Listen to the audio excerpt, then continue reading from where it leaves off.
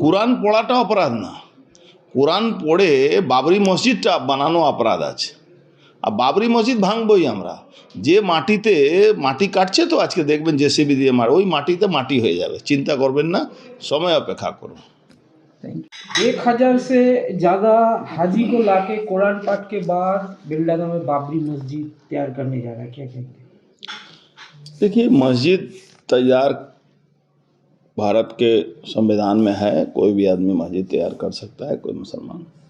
लेकिन बाबरी मस्जिद बना नाम देने के बाद हम लोग बाबरी मस्जिद तोड़ेंगे, ये निश्चित है।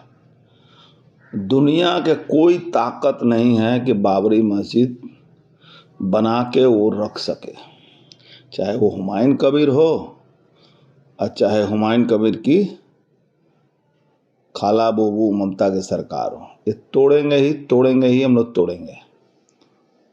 समय का इंतज़ार कीजिए, बहुत ज़्यादा देर नहीं हुआ है। कटने दीजिए मट्टी, वही मट्टी उनके लिए उनको मट्टी में मिलाएगा।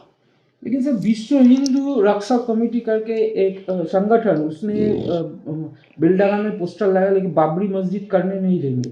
हुमायूं कबीर ने बोला यहाँ पे आकर कोई ऐसा कुछ करेगा वो लोगों को देख लेंगे हम। हमने कहा ना कि बाबरी मस्जिद बनाने के लिए जो मट्टी काटा जा रहा है, जो बनाएंगे वो उसी मट्टी में मिल जाएंगे, इसके लिए निश्चिंत रहिए।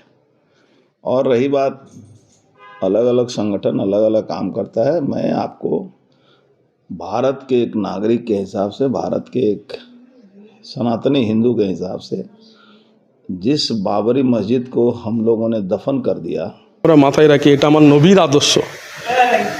আমাদের কোরআন নিয়ে, আমাদের মসজিদ নিয়ে যদি কেউ কথা বলে আমরা কিন্তু ছাড়বো না।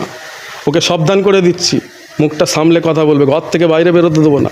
তোমার ওই মাস্তানি, ঘর থেকে বাইরে বেরোতে দেবো না।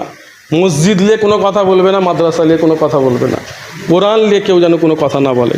প্রত্যেকটা ধর্মগ্রন্থ আমরা সবাই এক অপরকে ভালোবাসা নিয়ে প্রত্যেকটা ধর্মের কাজ যে যার মতো করবে। মসজিদ বানাচ্ছে হুমায়ুন কবির সাহেব, 1টা নয় 1000 1 লাখ বাবরি মসজিদ তৈরি হবে মুসলমানের টাকায়, অন্য কারোর টাকায় নয়। অতএব কথা বলার দরকার হলে সুপ্রিম কোর্টে চলে যাও, হাইকোর্টে চলে যাও। অত যদি মাস্তান হও সুপ্রিম কোর্টে যাও, ডিফেন্স করো সুপ্রিম কোর্টে গিয়ে, হাইকোর্টে যাও, মামলা দাও। তোমার সুপ্রিম কোর্টে যাওয়ার ক্ষমতা নেই, তুমি ফুটো মাস্তান হয়েছো, মসজিদ নিয়ে কথা বলছো, ভেঙে দেবে, ক্ষমতা থাকে সামনে জানা, ঘর থেকে বাইরে বেরোতে দেবো না। তোর যদি আপত্তি থাকে সুপ্রিম কোর্টে চলে যা, হাইকোর্টে চলে যা, যাও কেস করো, দেশের সংবিধান আছে, আইন কানুন আছে, সেখানে যাও। তুমি কথা বলার কে? তুমি কোন সা মাস্তান হয়েছে তুমি বাবরি মসজিদ ভেঙে দেবে? ক্ষমতা থাকে যাও না। অর্জুন সিং বারবার মুসলিমদের উপরে জিতিয়ে আক্রমণ আনে, আবার এই সমস্ত মন্তব্য করছে বারবার, কোনো ব্যবস্থা নেওয়া হচ্ছে না। ব্যবস্থাটা নেবে কে ভাই? আমাদের কেউ আছে? মুসলমানদের কিছু আছে? সবই তো ওনাদের, প্রধানমন্ত্রী ওনাদের, রাষ্ট্রপতি ওনাদের, মুখ্যমন্ত্রী ওনাদের, দেশের সব কিছু প্রশাসন সবই তো ওনাদের। আমাদের কি আছে? মুসলমানদের কিছু আছে? যদি থাকতো এই সাহসটা হতো। তাই মুসলমান ভাই বোনেদের বলবো, একটু চিন্তা ভাবনা করে, মাথা ঠান্ডা করে আপনারা চলেন, একটু চিন্তা করবেন। কারণ মসজিদ আল্লাহর ঘর, মাদ্রাসা নবীর ঘর, কোরআন আল্লাহর কিতাব, এগুলোও বাঁচাতে হবে।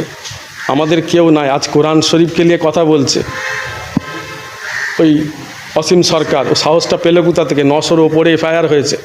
আমি যখন থানায় গেলাম, বাংলার মানুষকে বার্তা দিলাম, আমার যাবার পরে, আমার বলার পরে 900-র ওপরে এফআইআর হয়েছে, এখনও সে অ্যারেস্ট হলো না। অ্যারেস্ট হবে কি করে? আমাদের কেউ আছে? তবে দেশে আইন বলে একটা কিছু আছে, 10 বছর পরেও ওকে জেলের ভাত খেতে হবে। এমন বাঁশ দিয়েছি, 10 বছর পরেও ওকে জেলে ঢুকতে হবে। দেশে আইন বলে কিছু আছে।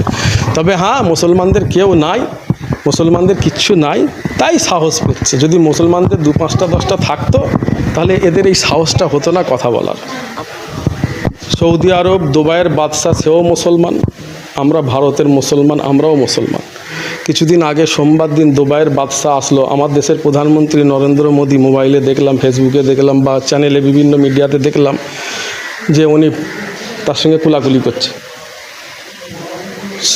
দুবাইয়ের বাদশাহ, দুবাইয়ের প্রিন্স, প্রেসিডেন্ট, বাদশাহ কুলাকুলি করছে দেশের প্রধানমন্ত্রী, মুখে লম্বা হাসি। কেন?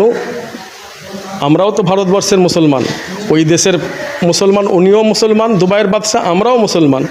তা ওই মুসলমানকে দেখে কুলাকুলি করছে, চুমু খাচ্ছে, বুকে বুকে মিলছে।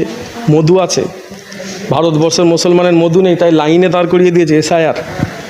দেশের মুসলমান দেশের জন্য জান দিয়েছে। আমরা দেশটাকে এত ভালোবাসি, অন্য দেশ যদি ভারতবর্ষের উপরে আক্রমণ চালাতে আসে, মুসলমানরা সিনা পেতে আগে দাঁড়িয়ে থাকবে। এটা আমার নবীর আদর্শ, নবীর শিক্ষা, এটা আমাদের ঈমান। আমার হিন্দু ভাই বোনেরা পিছনে থাকবে, মুসলমানরা সামনে থাকবে। এর প্রমাণ অনেক আছে। যান দিল্লি গেতে স্বর্ণাক্ষরে লেখা আছে, আমার মতো মুফতি মাওলানা হুজুর দেশের জন্য 60,000 জান দিয়েছে, লক্ষ লক্ষ মুসলমান জীবন দিয়েছে। আমরা সেই মুসলমান, দেশকে আমরা সেইভাবে ভালোবাসি। পাকিস্তান হোক, আফগানিস্তান হোক, চীন হোক আর আমেরিকা হোক, আমার দেশে যদি আক্রমণ চালাতে আসে, আমরা সিনা পেতে দাঁড়িয়ে থাকবো মুসলমানরা, আমার হিন্দু ভাই বোনেরা পিছনে থাকবে। আমাদের সেই ঈমান, আমরা সেইভাবে দেশটাকে ভালোবাসি। তাহলে দেশ ব্রিটিশ জানে, সাদা চামড়া জানে আমরা মুসলমান কী জিনিস।